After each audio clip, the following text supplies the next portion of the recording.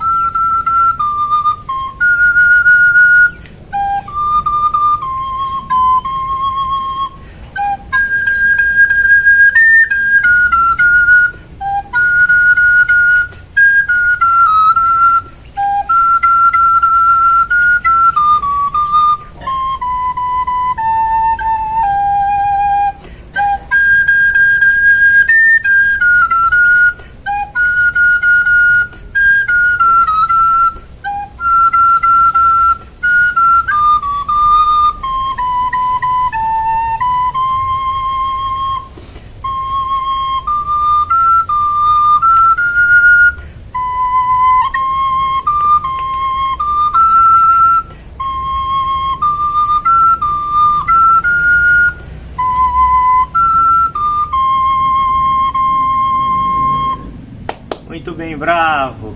Com esse hino Maria de Nazaré, esse clássico da música religiosa, eu venho te cumprimentar, meu irmão e minha irmã. Shalom? Shalom, com um toque especial.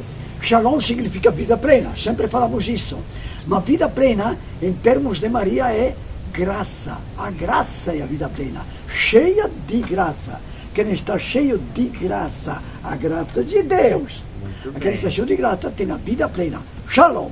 Muito bem. Meu irmão e minha irmã, eu te convido hoje a refletir conosco, a esmiuçarmos um pouquinho do Evangelho de Lucas, do capítulo 1, versículo 39 a 56. A 56. Nós vamos falar sobre duas anavins, duas pobres, mas cheias da graça de Deus.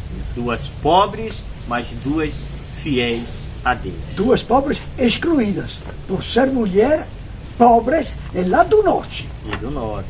Tá vendo? Excluídas. Então, Ângelo, eu posso começar? Pode. Muito bem. Com a leitura do texto, preparem, por favor, o texto da Bíblia. Muito bem. Lucas 1, 39 a 56. E lembrando que nós temos aqui as intervenções, os comentários do Ângelo, as suas contribuições para a leitura do texto durante a leitura que nós fazemos, tá bom? Naqueles dias, Maria pôs-se a caminho para a região montanhosa, dirigindo-se apressadamente a uma cidade de Judá. Entrou na casa de Zacarias e saudou Isabel. Ora, quando Isabel ouviu a saudação de Maria, a criança lhe estremeceu no ventre. Isabel ficou repleta do Espírito Santo de Deus. Com grande grito exclamou: Bendita és tu entre as mulheres, e bendito o fruto do teu ventre. De onde me vem que a mãe do meu Senhor me visite? Pois quando tua saudação chegou aos meus ouvidos, a criança estremeceu de alegria em meu ventre. Feliz aquela que creu, pois o que lhe foi dito da parte do Senhor será cumprido. Ângelo, vou parar um pouquinho aqui. Pois não. Eu quero fazer uma pergunta para você. Nós temos alguns personagens, 3 personagens e mais a criança, que é João Batista, tá? Né? E Maria, que já leva Jesus no seu ventre, porque essa visita é após a anunciação. O sinal que Deus dá a Maria é que a parenta dela está gestante já há 6 meses, né? Ela já ultrapassou ali, ela já está caminhando para mais da metade da gestação. Agora eu quero saber que você me diga e diga para os nossos telespectadores, ouvintes, o que significa o nome Maria e o nome Isabel e quem eram essas mulheres? Muito bem, porque isto é importante.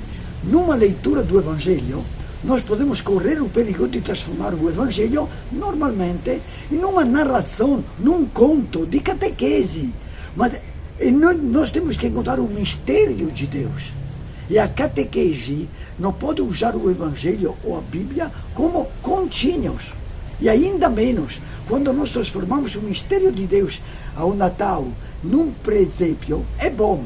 Mas muitas vezes ficamos simplesmente com a representação exterior, romântica, poética, do nascimento de Jesus. Aqui tem um mistério forte, que inicia pelos nomes. Maria. O que é que significa Maria? Aliás, vamos começar com Jesus. Jesus, em hebraico, Jeshua.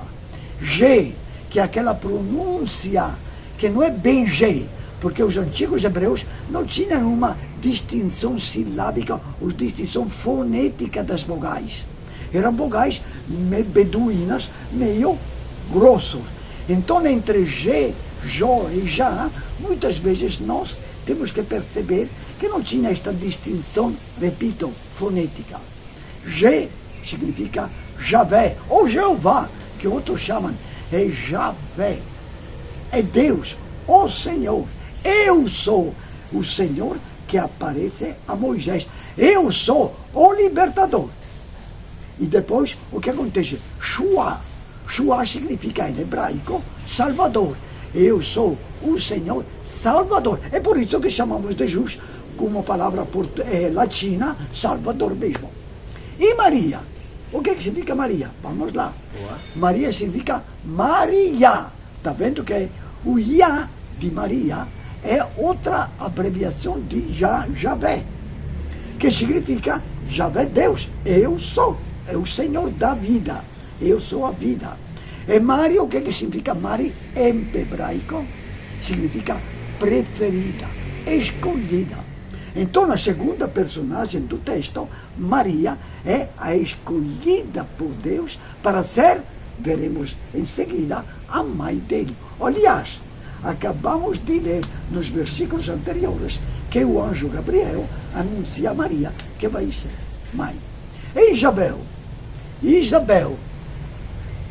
em português existe esta palavra Isabel, mas provavelmente nem todo mundo lembra a origem hebraica.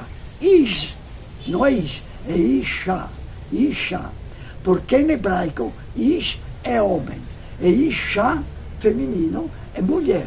Então Isha é mulher. El significa Deus, o Senhor.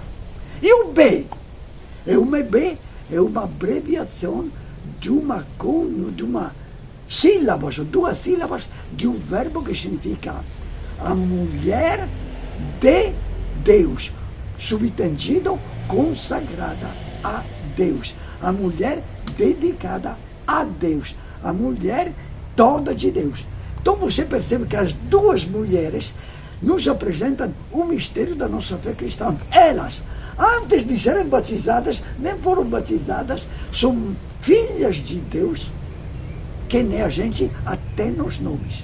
Então, este texto nos apresenta não um conchinho para a criança escutar E dormir. Vai dormir. Ou de uma maneira ingênua.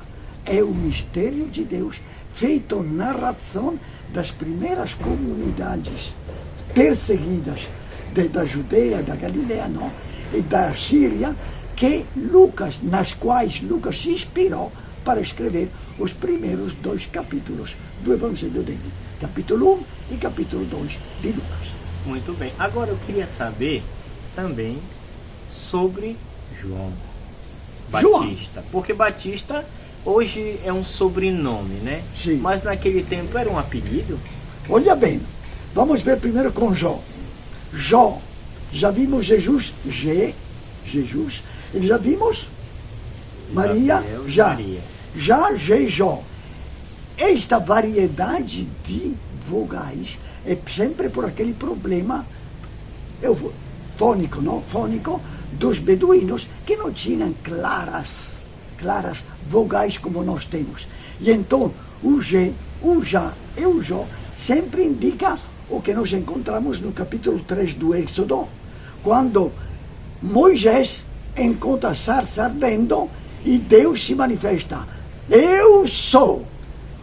Como é que é em hebraico eu sou? Javé. A palavra Javé, o nome Javé é eu sou, a vida, a existência. E então, João representa outra coisa. Representa Javé, que é a força da salvação. O termo Batista não era nome, é simplesmente um apelido. No sentido, ele foi o batizador. Batista, e não vem, então significa João, o batizador, que nós da comunidade cristã transformamos em nome. O nome de João, o nome de Batista, ou às vezes os dois juntos. Muito bem. Ufa, né? Um turbilhão de informações nessa nossa introdução. Vou continuar com o texto, tá? Pois não. Maria então disse: minha alma engrandece o Senhor e meu espírito exulta em Deus meu Salvador, porque olhou para a humilhação de sua serva. Sim, doravante as gerações todas me chamarão de bem-aventurada, pois o Todo-Poderoso fez grandes coisas em meu favor. Seu nome é santo e sua misericórdia perdura de geração em geração para aqueles que o temem. Fez grandes coisas. Já lembram aqui o termo João. É aquele que fez o braço forte, que faz grandes coisas para salvar. Tá. Continua. Agora eu quero que você me diga em poucas palavras, Sim. Ângelo, essa questão aqui do que os temem. Esse é medo que nós temos que ter de Deus? É um pavor? É o que é esse temem? Porque a gente sempre escuta, né? Os que temem a Deus. Será que eu devo ter medo de Deus? Olha, é muito importante isso. Sabem por quê? Porque nós temos gravado dentro de nós uma parte do Deus dos gregos, uma parte dos deuses da cultura indígena, aquele mistério do Deus na natureza, e uma parte, sobretudo, do Deus do Antigo Testamento. O Deus que castiga Adão e Eva, o Deus que castiga Caim, o Deus que castiga o povo, o Deus que castiga com a invasão dos assírios, dos babilônios, dos persas, dos gregos e dos romanos. Então, aquele Deus do Antigo Testamento, inclusive dos profetas, na maioria das vezes, é um Deus ameaçador, castigador das infidelidades de Deus. Este do Antigo Testamento apresenta também este Deus, embora apresente também um Deus mais humano, de coração, não coração de pedra, mas coração de amigo, de quase de pai, embora não seja usado. Um Deus que ama, mas que não é usado a palavra pai. Com Jesus Cristo, queridos amigos, nós temos que ter ideia. Jesus Cristo é a plenitude da salvação. Jesus Cristo não é uma promessa. O Antigo Testamento é a promessa que virão dias em que Deus aparecerá. E em Jesus, Deus aparece como Pai. Um Pai que ama tanto a humanidade, que não manda uma bomba atômica, nem um castigo, nem usa arminhas para matar os maus. Mas um Pai que, por amor, manda o Filho dele, que se dedica em palavras e obras a anunciar a boa notícia. E qual é a boa notícia? É vida plena para todos. Não é vida para os bons e morte para os maus. Muito bem. Continuando.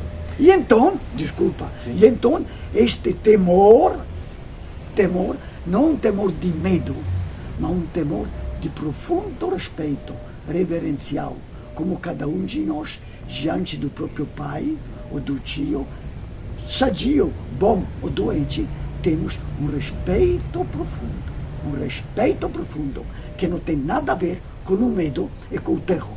Muito bem.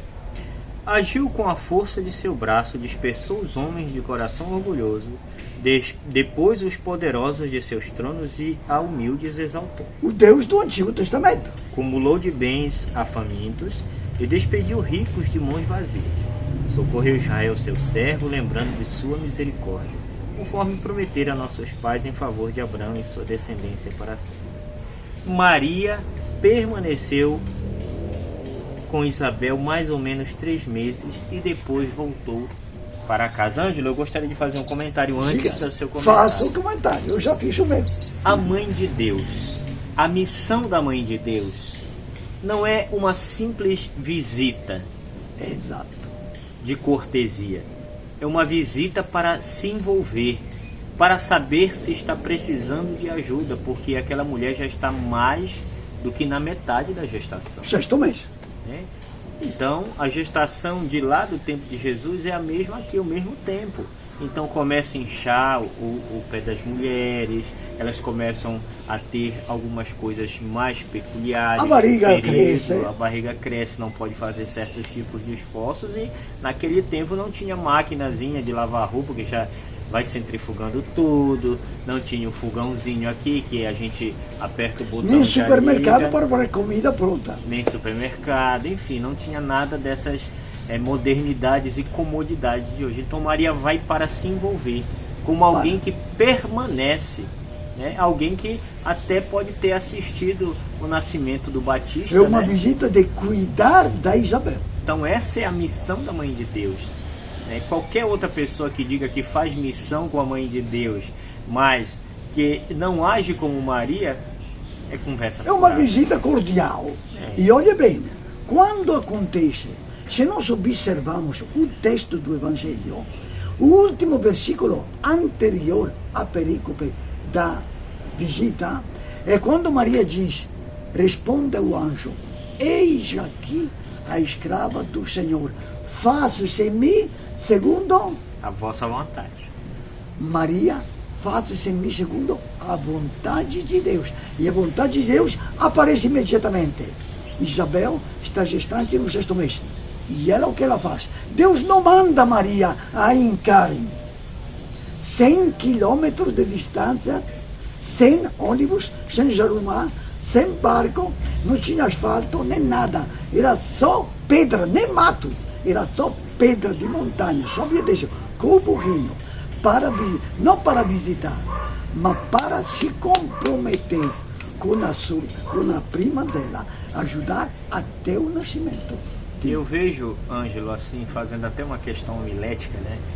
Assim, que quando Deus nos dá uma missão, quando Deus nos mostra o lugar para nós exercermos a nossa missão, a gente não pode ficar como espectador. A gente tem que se envolver das coisas de Deus, se envolver da missão que Deus nos dá. Então, hoje, o motivo de você estar nos assistindo é esse, que nós sentimos no nosso coração que nós deveríamos começar através dos meios de comunicação, de toda a facilidade hoje que a internet acaba nos proporcionando, que a gente se envolva nessa missão, na missão da Mãe de Deus. E outra coisa também, quando Deus manifesta a própria vontade, é quando nós falamos, faça segundo a tua vontade, não podemos olhar somente o que passou, mas temos que olhar sempre o que vem. No futuro nós temos que viver a vontade de Deus, em suas dificuldades, com suas doenças, com seus problemas, e não ficar de braços cruzados, nem na vida sadia, nem na vida de doente, nem na vida com serenidade de trabalho, nem na vida de penúria.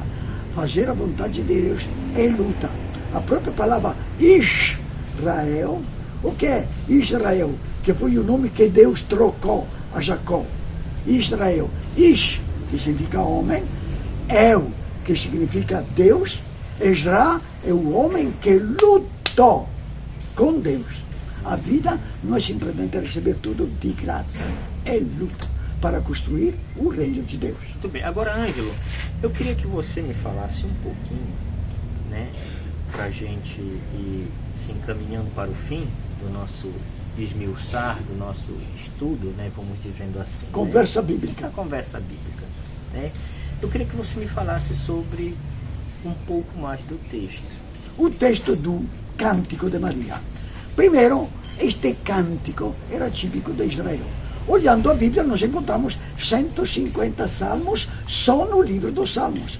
Mas tem salmos por todos os lados. Até no Apocalipse tem pelo menos, já conferi, já dei aula de Apocalipse, tem pelo menos 13, 14 cânticos, que nós não chamamos salmos, chamamos de cânticos. Em todos os textos da Bíblia, até no Êxodo, tem lá no capítulo, não lembro o capítulo agora, um dos últimos, que tem o cântico de Maria, da Miriam, que é a Maria, irmã de Moisés. Logo, sempre tem.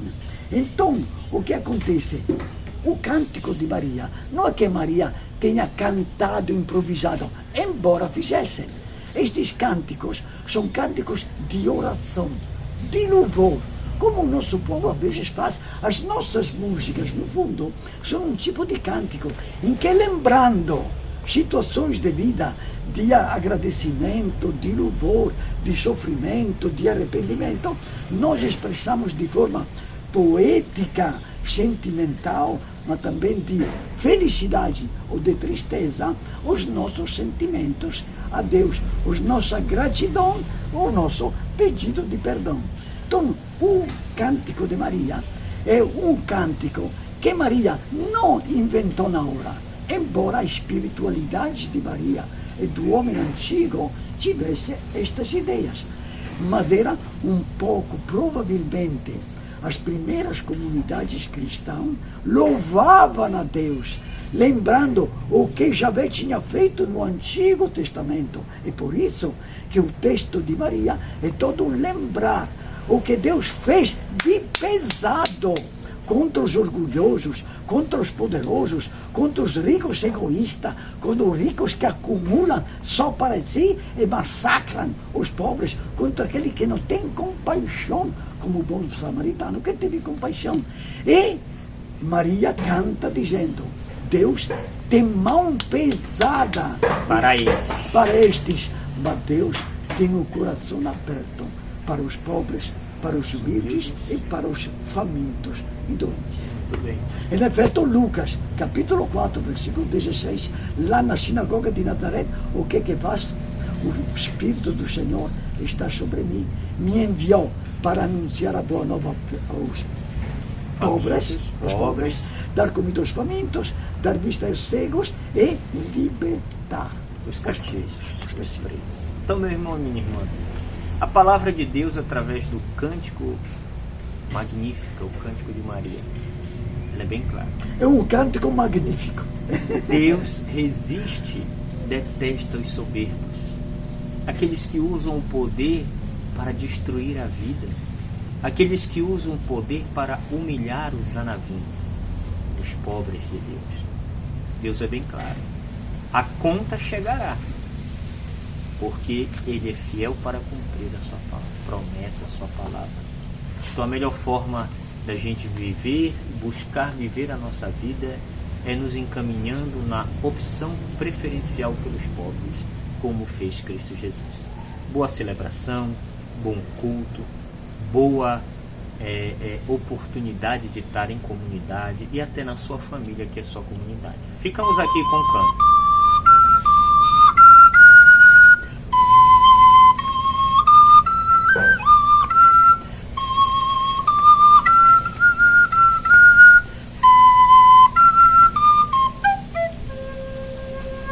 Shalom.